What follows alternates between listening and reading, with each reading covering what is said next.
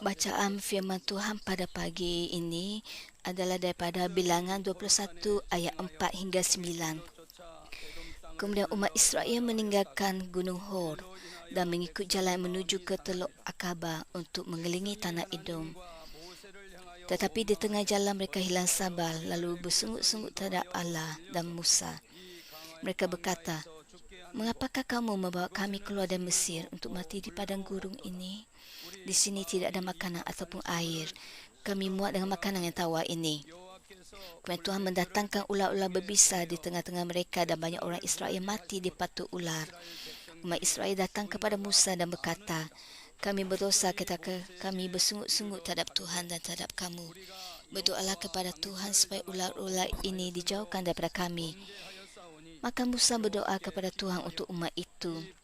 Setelah itu Tuhan menyuruh Musa membuat seekor ular daripada logam dan memasangnya pada sebatang tiang, supaya sesiapa yang dipatuk ular boleh memandang ular daripada logam itu lalu sembuh. Kemudian Musa membuat seekor ular daripada gangsa lalu memasangnya pada sebatang tiang. Setiap orang yang dipatuk ular akan sembuh jika memandang ular daripada gangsa itu.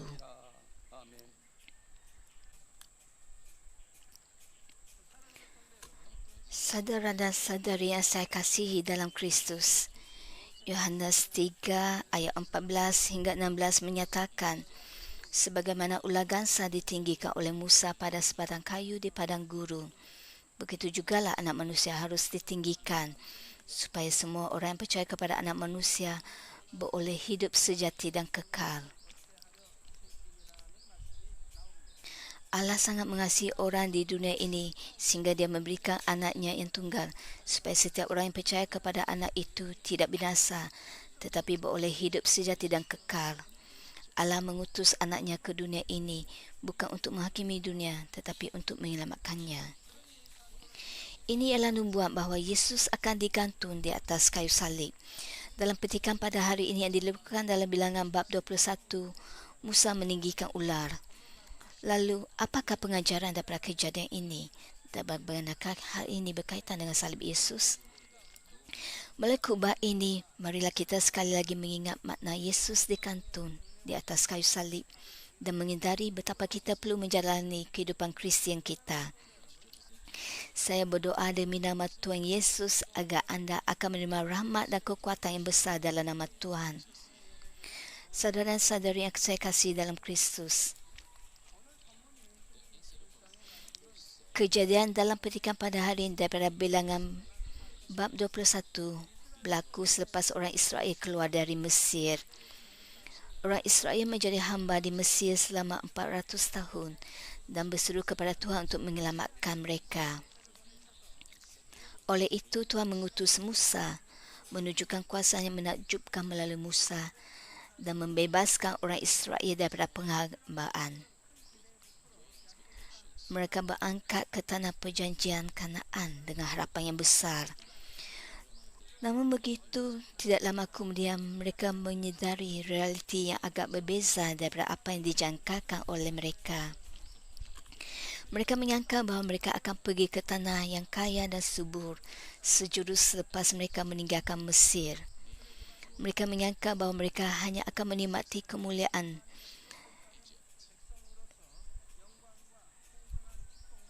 selepas keluar dari Mesir sebagai umat pilihan Tuhan. Namun begitu, Tuhan mula-mula membimbing mereka ke padang gurun. Hal ini kerana mereka perlu mempunyai kelayakan untuk masuk ke tanah yang diberkati. Mereka terpaksa menyediakan diri untuk menerima berkat dengan mengatasi kesusahan dengan bergantung kepada Tuhan. Namun begitu, orang Israel tidak memahami kehendak Tuhan. Setiap kali mereka menghadapi kesukaran, mereka hanya merungut dan mengeluh. Akhirnya, walaupun mereka sampai ke tanah Kanaan, mereka tidak dapat menunjukkan iman mereka untuk menaluki tanah itu. Jadi mereka terpaksa melalui cubaan selama 40 tahun di padang gurun.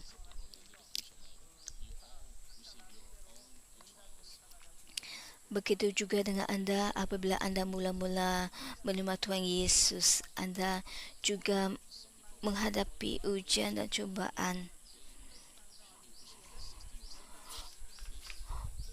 walaupun seseorang menjalani kehidupan Kristian selama 60 tahun ataupun 70 tahun, mereka masih menghadapi ujian dalam iman mereka. Selama cubaan selama 40 tahun, mereka berterusan bersungguh-sungguh terhadap Tuhan dan Musa setiap kali mereka menghadapi kesukaran. Kemudian pada setiap kali Musa berdoa kepada Tuhan dan membuka jalan untuk menempuh segala kesusahan. Mereka dapat meneruskan perjalanan mereka melalui iman hanya satu orang, iaitu Musa. Kemarahan dan rungkang orang ramai membawa malapetaka yang besar. Mereka tidak dapat masuk ke tanah Kanaan secara langsung, tetapi terpaksa mengembara di padang gurun. Lalu mereka bersungguh-sungguh tentang hal ini. Bilangan 21 ayat 5 menyatakan, "Mengapakah kamu membawa kami keluar dari Mesir untuk mati di padang gurun ini? Di sini tidak ada makanan ataupun air. Kami muak dengan makanan yang tawar ini."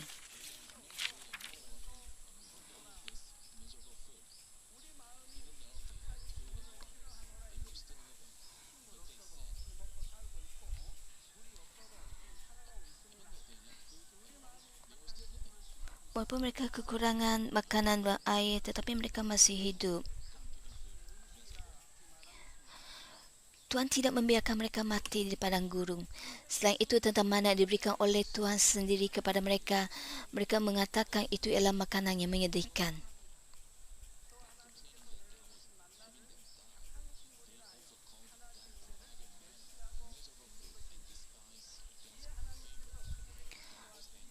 Tuhan mukar terhadap mereka, lalu tiba-tiba muncul ular yang bisanya boleh membawa maut. Hanya selepas ramai orang mati akibat ular-ular itu, barulah mereka datang kepada Musa dan bertaubat. Apabila Musa berdoa untuk mereka, Tuhan memberikannya jalan untuk menghindari malapetaka itu. Tuhan berfirman, "Buatlah seekor ular daripada logam dan pasangkannya pada sebatang tiang, supaya sesiapa yang patut ular boleh memandang ular daripada logam itu, lalu sembuh."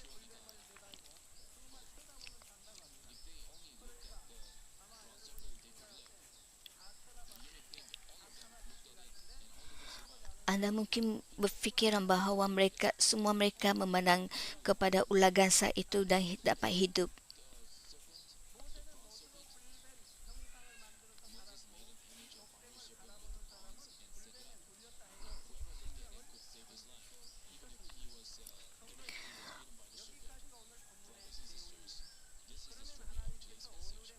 Saudara-saudari, inilah kisah dalam petikan pada hari ini. Lalu, apakah pengajaran yang ingin disampaikan oleh Tuhan kepada kita? Pertama, kita perlu menerima jawapan daripada Tuhan setiap kali kita menghadapi apa-apa masalah. Tuhan yang Maha Kuasa ialah satu-satunya yang mengawal bukan saja ular berbisa itu, malah semua perkara di dunia ini. Tuhanlah yang mengizinkan ular berbisa itu muncul. Tuhan jugalah yang menyelamatkan manusia daripada ular berbisa itu. Sudah tentu, Tuhan tidak sekadar membiarkan ular berbisa itu muncul secara tiba-tiba. Di padang gurun tempat orang Israel sedang mengembara, ada banyak ular berbisa dan kalajengking. Namun begitu, haiwan berbisa itu tidak dapat membahayakan orang Israel kerana mereka di bawah perlindungan Tuhan.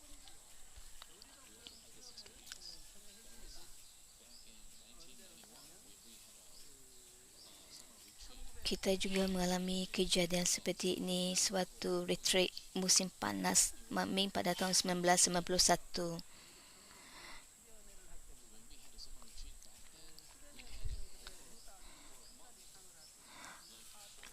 Retreat musim panas pada masa itu berlangsung selama 1 bulan.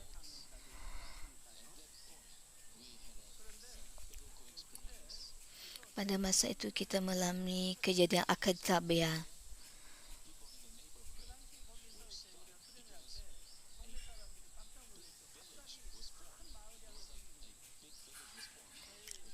Apabila kita mengadakan retreat di sana di tepi pantai, penduduk sekitar berasa terkejut kerana seolah-olah ada perkampungan di situ apabila semua anggota MAMIM berkumpul di sana untuk menghadiri retreat musim panas.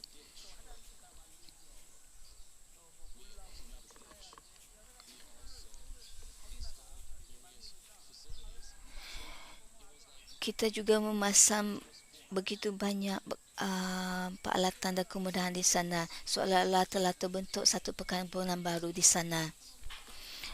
Kita membina banyak kemah di sana.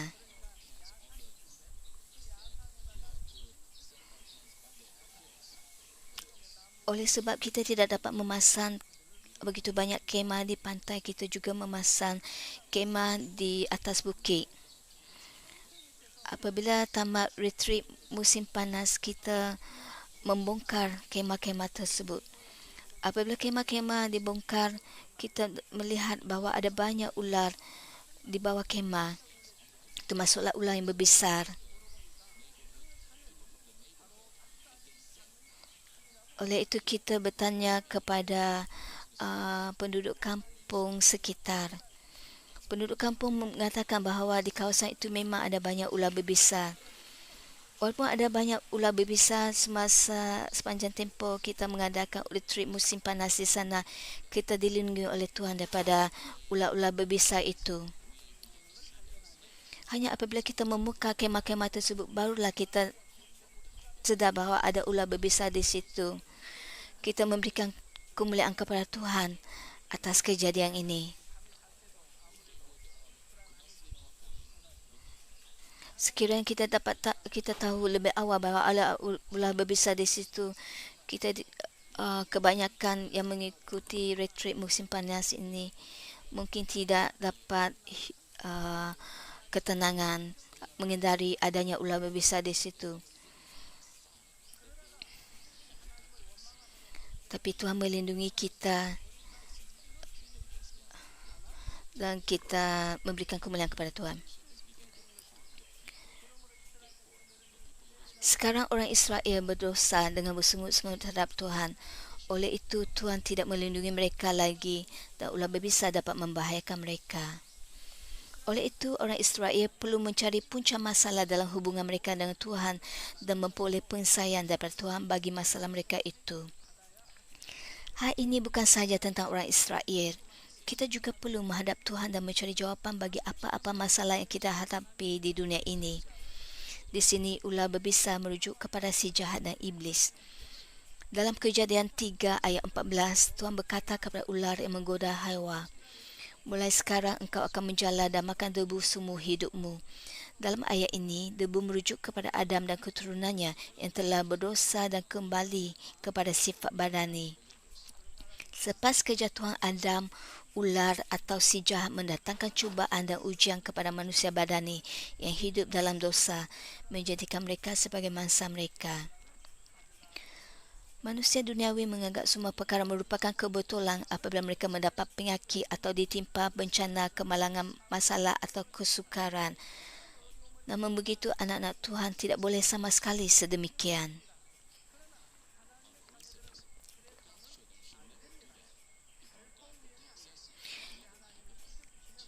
Jika Tuhan melindungi kita, penyakit, bencana, kemalangan, masalah atau apa-apa kesukaran tidak akan menimpa kita.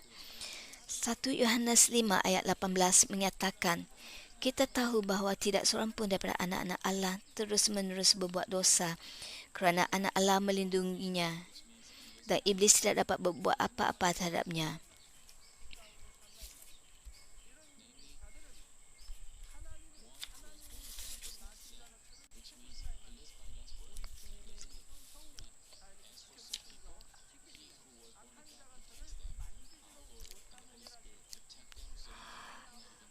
Tuhan Yesus dan Roh Kudus melindungi orang yang hidup dalam kebenaran. Walaupun terdapat banyak ular berbisa, tetapi apabila Tuhan melindungi orang Israel, ular-ular berbisa itu tidak dapat membahayakan mereka. Begitu juga ada banyak bencana di dunia ini, tetapi umat Tuhan tidak perlu berhadapan dengan cubaan dan ujian apabila Tuhan melindungi mereka. Oleh itu, apabila umat Tuhan menghadapi masalah, mereka perlu mencari sebab mengapa mereka tidak dapat dilindungi oleh Tuhan. Sama seperti orang Israel bertaubat dan menghadap Tuhan Musa, mereka perlu bertaubat daripada kesalahan dan menghadap Tuhan. Jika mereka bertaubat secara menyeluruh dan meruntuhkan tembok dosa dan datang kepada cahaya berdasarkan firman Tuhan, apa-apa jenis masalah dapat diselesaikan. Perkara kedua yang harus kita sedari daripada petikan pada hari ini adalah apabila kita menghadapi ujian iman, kita harus menerimanya hanya dengan ucapan syukur dan sukacita. Yakobus 1:4 menyatakan, pastikan supaya ketabahan kamu untuk menanggung penderitaan itu berterusan, sehingga kamu menjadi benar-benar sempurna dan tidak kekurangan sesuatu pun.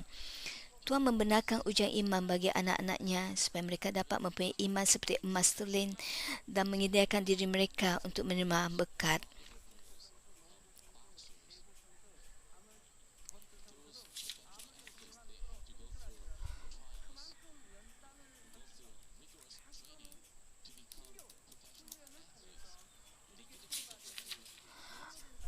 Atlet-atlet terkemuka menjalani latihan sukan dengan sungguh-sungguh.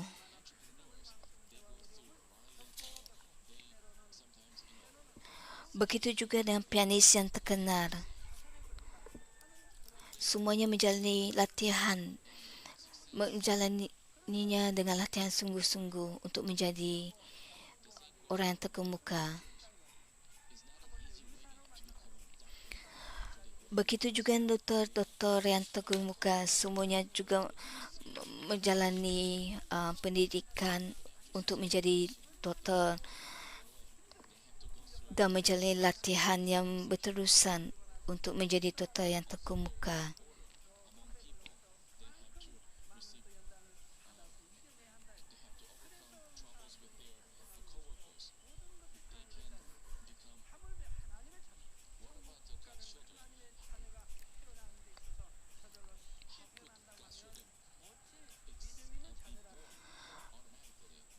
Bagaimana dengan anak-anak Tuhan? Anak-anak Tuhan tidak dapat dilahirkan baru secara automatik, tapi melalui ujian untuk mengukuhkan iman mereka.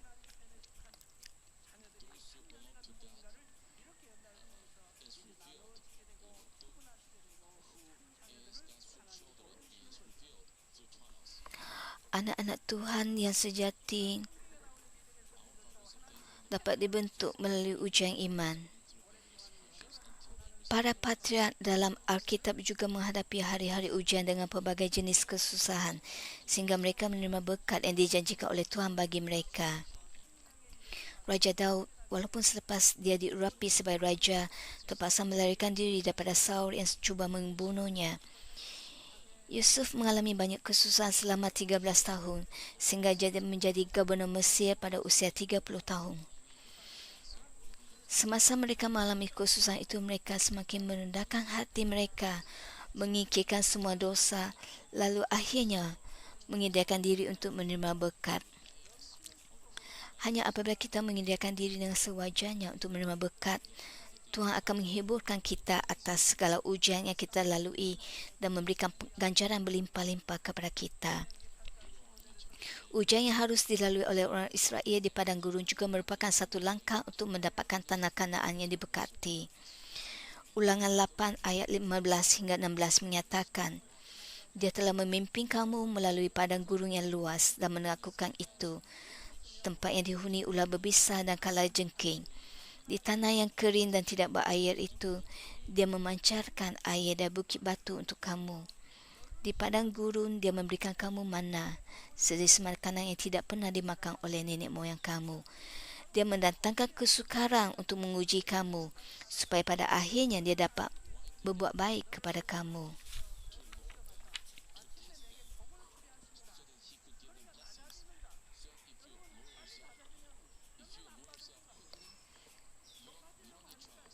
Jika anda segera merendahkan hati anda dan bertaubat, anda tidak perlu melalui ujian dan cubaan.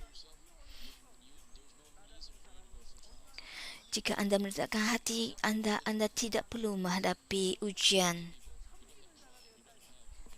Hanya kerana anda tidak mempunyai kesombongan dan anda melayani dengan baik. Hanya orang yang merendahkan hati dapat melayani orang lain dengan baik.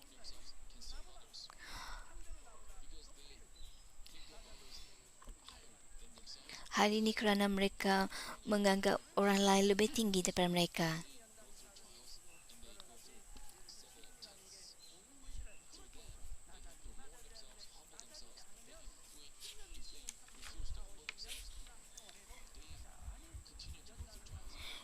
Jika orang tidak mahu merendahkan hati mereka, mereka akan berterusan mengalami ujian dan cubaan.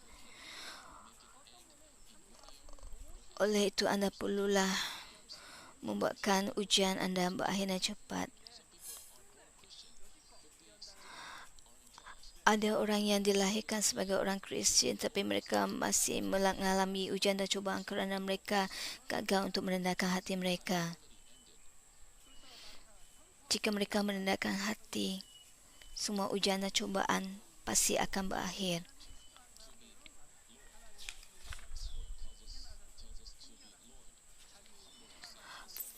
Firman Tuhan mengajar kita untuk merendahkan hati kita.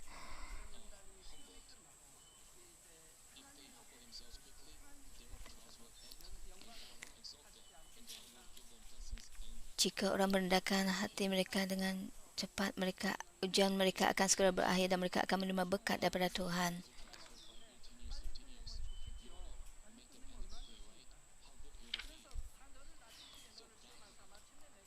Betapa baiknya kalau ujian kita segera berakhir.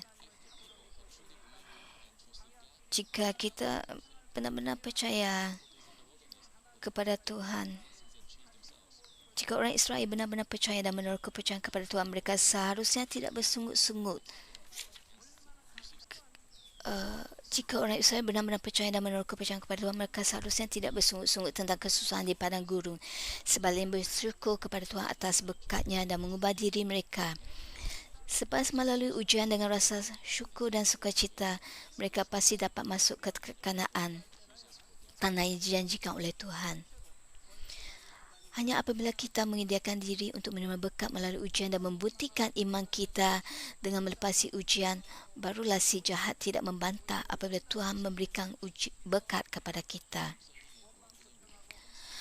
Namun begitu, jika kita bersungut-sungut dalam kesusahan, ujian itu tidak akan berakhir, tetapi akan berpanjangan dan berkat tidak akan datang. Mengucapkan kata-kata keluhan dan kemarahan merupakan bukti bahawa anda tidak menyediakan diri untuk menerima berkat. Roma 8 ayat 18 menyatakan, pada pendapatku, segala penderitaan yang kita alami sekarang tidak dapat dibandingkan dengan kemuliaan akan ditunjukkan kepada kita. Yakobus 5 ayat 11 pula menyatakan, kami menyebut mereka berbahagia kerana mereka tambah menanggung penderitaan. Kamu telah mendengar kisah tentang kesabaran Ayub dan kamu tahu bahawa bagaimana Tuhan memberkati dia pada akhirnya. Hal itu berlaku kerana Tuhan berbelas kasihan dan baik hati.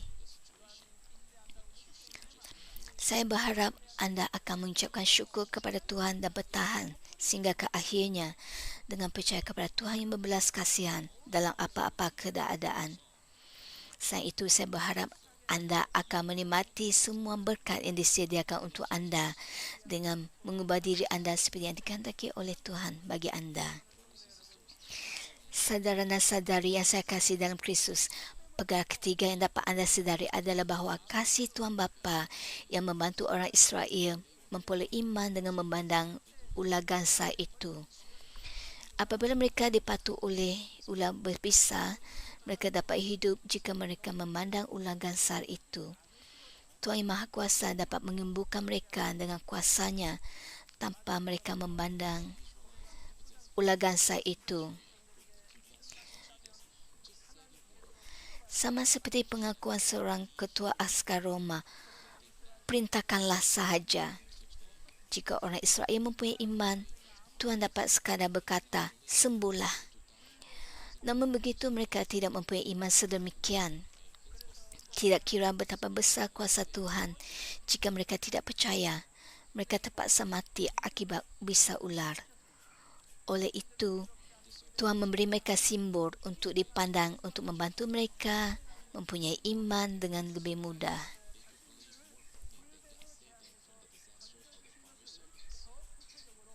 Ular berbisa mengancam nyawa mereka, tetapi apabila mereka melihat bentuk ular yang dipasang pada sebatan tiang, mereka dapat lebih yakin untuk percaya bahawa Tuhan telah menyelamatkan mereka daripada bencana ular berbisa. Pada zaman kanak-kanak saya di luar bandar, selepas orang membunuh ular, mereka menggantungkannya di atas pagar atau di atas pokok. Hal ini untuk memastikan bahawa ular itu benar-benar mengering dan mati. Begitu juga apabila orang percaya sesuatu, ada perbezaan besar dalam keyakinan mereka berdasarkan sama ada mereka melihat dengan mata sendiri atau tidak. Inilah sebabnya gereja kita perlu menunjukkan bukti-bukti Tuhan Maha Hidup. Yohanes 4 ayat 48 menyatakan, tapi Yesus berkata kepadanya, jika kamu semua tidak melihat mukjizat dan perkara yang luar biasa, kamu tidak percaya.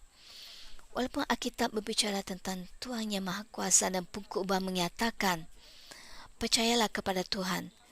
Orang yang telah mengeraskan hati tidak mahu percaya.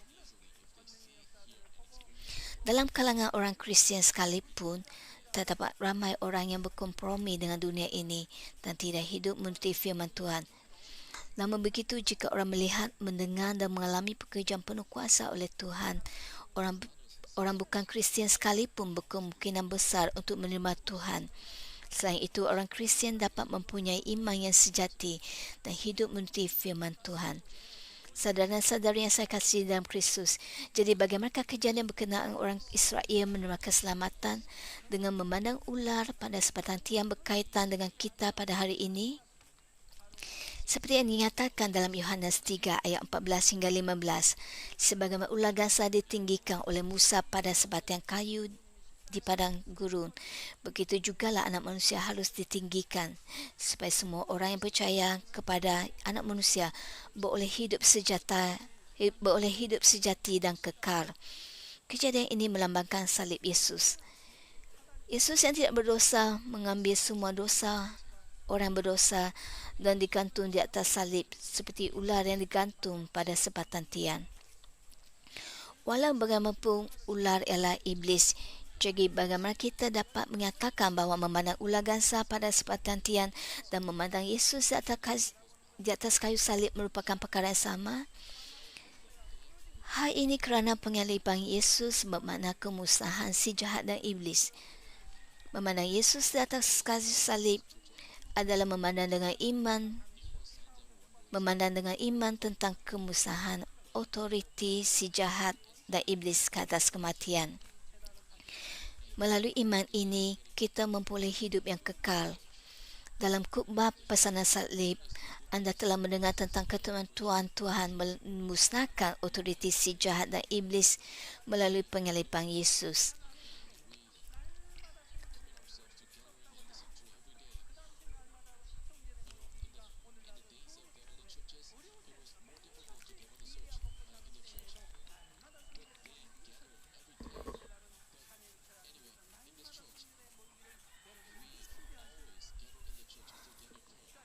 Di gereja ini, kita sentiasa berkumpul melalui doa dan niat.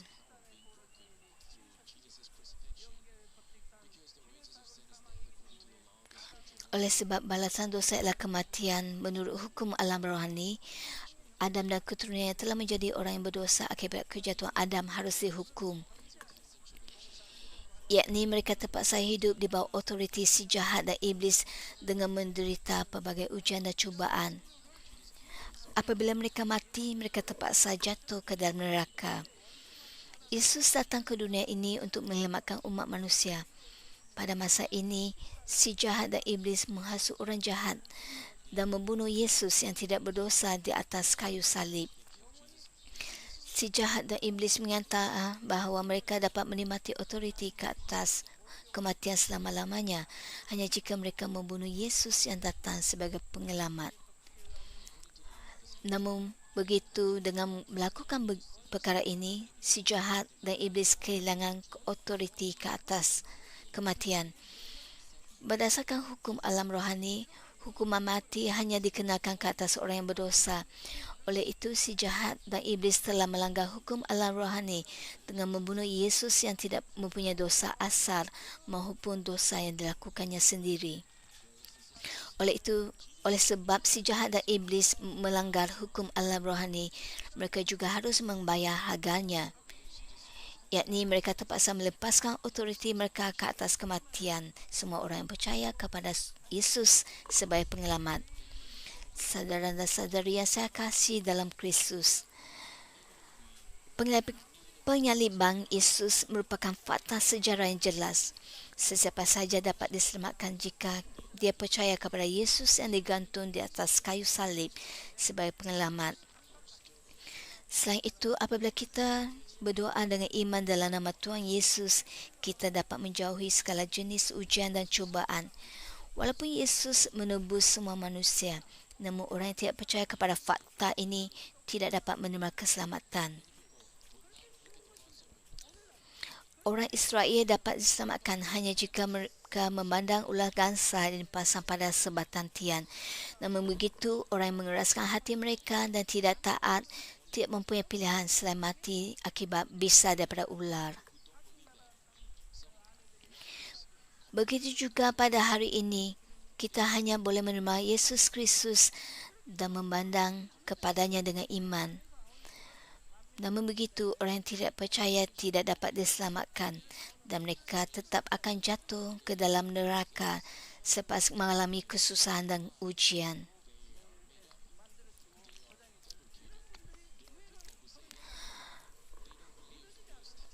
Ada orang yang tidak percaya kepada kesaksian dalam berita mambing.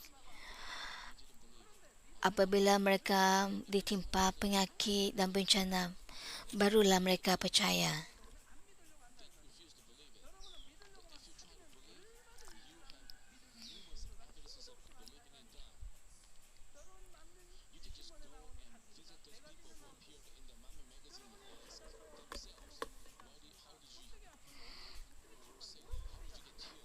Jika anda tidak dapat percaya atau merasa susah percaya, anda sendiri boleh bertanya kepada orang yang menyatakan kesaksian tersebut seperti mana yang tercatat dalam berita mambing.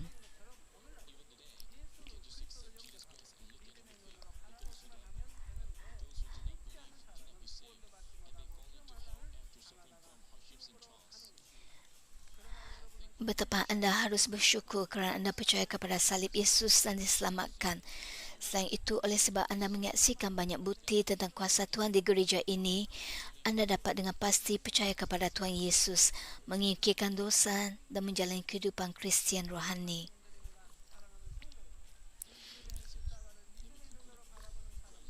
Marilah saya mengimpurkan khotbah pada hari ini. Saudara dan saudari yang saya kasih dalam Kristus, setiap orang yang memandang salib Tuhan Yesus dapat menghindari segala kutukan dan malapetaka. Apabila anak-anak Tuhan menghadapi sesuatu masalah atau jika mereka mahu menyelesaikan masalah tertentu dan menerima berkat, mereka tidak seharusnya sekadar mengaku dalam doa mereka dengan berkata, "Saya percaya." Mereka terlebih dahulu harus bertaubat daripada dosa-dosa mereka. Kemudian mereka perlu mengubah hati mereka kepada kebenaran dan tampil sebagai anak-anak sejati Tuhan. Sebab Tuhan memupuk manusia di atas bumi ini adalah untuk memperoleh anak-anak sejati yang mengasihi Tuhan dari lubuk hati mereka. Jika anda benar-benar mengasihi Tuhan dari lubuk hati anda, anda tidak akan menghadapi sebarang ujian tetapi menerima berkat dalam semua perkara. Namun begitu, apabila sesetengah orang berhadapan dengan masalah, mereka hanya mahu menyelesaikan masalah itu dan meminta serta menuntut daripada Tuhan seperti kanak-kanak. Pada pandangan orang lain, mereka seolah-olah bertaubat dan datang kepada Tuhan dengan iman. Sesetengah orang tidak cuba untuk mengubah hati dalaman mereka dengan memeriksa diri mereka sendiri. Segelintir orang pula dengan berat hati mempraktikkan firman Tuhan kerana mereka berasa bahawa Tuhan ialah Tuhan yang menakutkan dan bukannya merasakan kasih-Nya. Oleh sebab iman sebenar bukan iman yang sejati, maka sukar untuk menerima jawapan dengan hati seperti ini. Selain itu, masalah akan timbul kemudiannya walaupun mereka menerima jawapan dengan meminta daripada Tuhan secara berterusan. Seiring dengan peredaran waktu, mereka menjauhkan diri daripada Tuhan dan akhirnya mereka jauh daripada keselamatan. Bagaimanakah hal ini dapat dikatakan sebagai berkat?